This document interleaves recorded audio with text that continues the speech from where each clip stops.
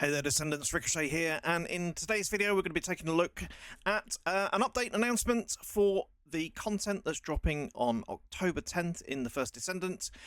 This arrived this morning alongside the patch that dropped, so let's dive in and take a look. So as expected, we're going to be getting Ultimate Freyna and her exclusive story. And this is what Ultimate Freyna is going to look like. We'll take a closer look there. I like this. It's simplistic. It's in keeping with what her Descendant currently looks like, but is much improved. I think that it's a really nice looking skin. I'm sure you will agree. Alongside her, we're also going to be getting her exclusive modules. So we have Toxic Mixture, which means that Freyna's passive skill, Contagion Links, will be changed to Toxic Mixture. When equipped, this skill module will trigger Necrosis instead of Room 0 Trauma. As enemies gain more stacks of Necrosis, your firearm attack increases when you shoot at them, and if an enemy reaches max stacks, your firearm critical hit rate also increases. We'll also be getting Venom Injection. Defensive mechanism is changed to Venom Injection. Venom Injection consumes resources to recover your shield and increase skill power modifier while inflicting corrosion on enemies. Enemies inflicted with corrosion suffer reduced toxin resistance, making them more vulnerable to Freyna's toxic attacks, which is very nice. We're also going to be getting Haley's exclusive modules, Super Cooled Kuiper Round and Cryogenic Cluster Shot. So, Super Cooled Kuiper Round. Using the unique weapon reduces firearm attack and fire rate, but increases weak point damage in return. Also, successful weak point attacks recover your shield instead of your MP.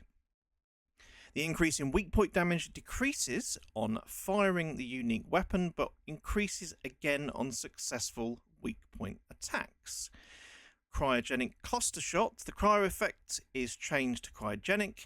Using a firearm to attack an enemy inflicted with cryogenic deals additional AoE damage to nearby enemies, making this a useful skill module for clearing out common monsters or mobs. So it's going to be good for modding. Excellent. In addition, they're also dropping some new modules to improve builds, which relate to skill power and firearm attack instead of crit hit, to encourage the use of weapons and Descendants that have low crit hit rates. We are also going to be getting a new Colossus, Deathstalker. Take a closer look at Deathstalker. Looks pretty good, to be fair. The addition of a new Colossus is always good. I kind of wish they would be adding more. But they're also going to be adjusting the difficulty of Gluttony as well. So how that's going to play out, we'll just have to wait and see. We're also going to be getting a new exclusive weapon, Frostwatcher, which looks very cool and will has a built-in chill arc catalyst to allow anyone to fire cryogenic bullets. So looks very nice. Again, how this is actually going to perform, we will have to wait and see. But hopefully it's going to prove to be a really nice addition to the ultimate weapons. Some of them are a little bit lackluster at the moment, so I'm hoping that this is a really good one when it does actually drop. Just taking a closer look at that.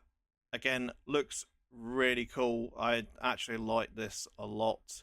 I like the clean design of it. That white is really nice. So could go well with Viessa, Haley, you know, but we'll just have to wait and see how that performs when it drops. So we're also getting a new difficulty in infiltration operations. There's going to be an increased difficulty, which is called the 400% infiltration operation, which has got more monsters and loot to enjoy. You can choose the 400% option in infiltration operations with the invasion event and continue to participate after you've stopped the invasion. 400% infiltration operations feature a greater number of monsters and enhanced monsters than other dungeons, allowing you to fight endless battles. The final battle, which pits you against two named monsters at the same time, is a unique feature to this content. Now, they are saying that you'll be able to plunder a deluge of loot. How that's actually going to work, I don't know. Simply because inventory space is at a premium, and also you don't have much room in your storage box either. So we'll have to see how that plays out and what sort of quality of loot we're actually going to get from this. But it also includes an exclusive currency obtainable only in these infiltration operations.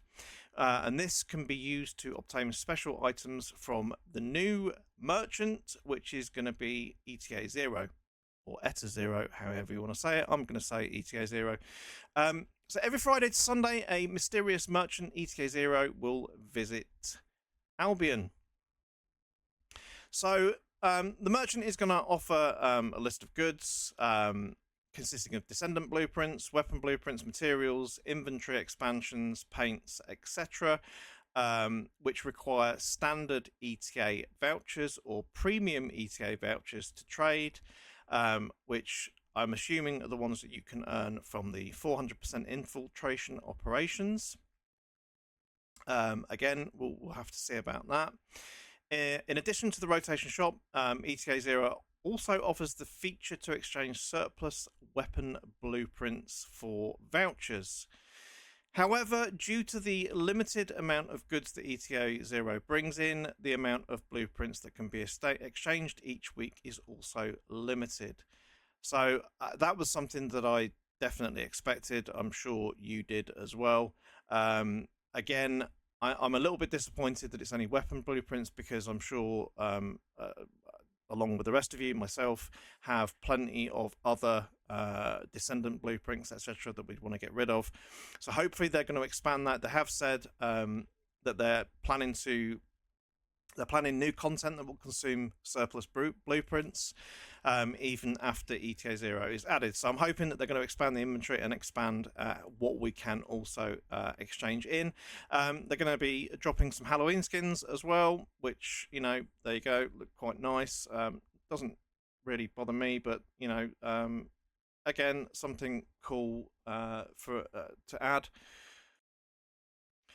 We've also got some Halloween skins that are going to be coming to the game, cosmetics, etc. Now, they do say that around Halloween, they're going to transform the city of Albion with Halloween decorations, so that's obviously something to look forward to. Whether these things are going to be something that we can earn in-game or we have to pay for, again, that remains to be seen. As for the best of the rest, resource defense, special operations, they're saying they've been underplayed. They're absolutely right. They have. Compared to the mine blockades, I absolutely agree with this. They're saying that they've got lower monster density and sprawling placements. The points between A, B, C, whatever, they're just way too far apart. So they're going to bring those closer together. They're also going to increase monster density, so that makes it more efficient for you to level up, for you to farm whatever gear that you like. They're reducing the playtime as well, because some of them were just way too long. You guys will know exactly what I mean. This one's the biggie for me, the issue of reactor farming. So to reduce the inconvenience of having to farm a new ultimate reactor every time you switch to a new weapon, they are introducing the reactor implant system. So this system will allow you to implant the weapon optimization conditions of other ultimate reactors to your current ultimate reactor. An ultimate reactor can have up to 3 weapon optimization conditions, and you can freely implant weapon optimization conditions based on your weapon settings. So how this is going to work, I don't know. What it will cost, whether it will cost materials every time you do it, or whether it's free, it's actually is going to be completely free to do that. That would be awesome. I'm kind of looking forward to see how that works out. So they're saying that with this, you'll no longer have to farm a new reactor each time you switch your weapons. So that is a good thing. So on to some of the things that I a little bit disappointed about, that I feel like I'm missing. Crafting restrictions. We're still only allowed to craft 5 things. I think that's complete horseshit, if I'm being brutally honest. We need to be given the freedom to actually craft as many things as we want. I understand not being able to craft duplicates. That is something that is in Warframe. Obviously, this game is very similar to that. So I understand that. Crystallization catalysts, I'd like to see reduce the amount of time that it takes to craft those. 7.5 hours, I think, is just a little bit too long, considering, that they don't really do anywhere near as much as energy activators. Again, personal opinion.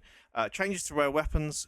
they just become useless after a certain point. So I was hoping to see something about rare weapon changes, making them more relevant in the game. That would have been another big one for me, but not so at the moment. Also, cost of upgrading weapons after you've locked 3 attributes in is still, to me, way too high, and I think it needs to be reduced. You'll know what I mean. You lock 3 attributes in, and you go from 1 to 2 to 5. Then you are going to be. It's going to cost you 20 of those materials to actually keep rolling for that final attribute you want. I just think that needs to be reduced, even halved, if I'm being brutally honest. But that's the changes that are coming on October 10th. Let me know in the comments what you think. I hope you've enjoyed the video. I hope it's been informative for you. Please do drop a like and subscribe for future First Descendant content, and I will see you in the next one, guys. Take care.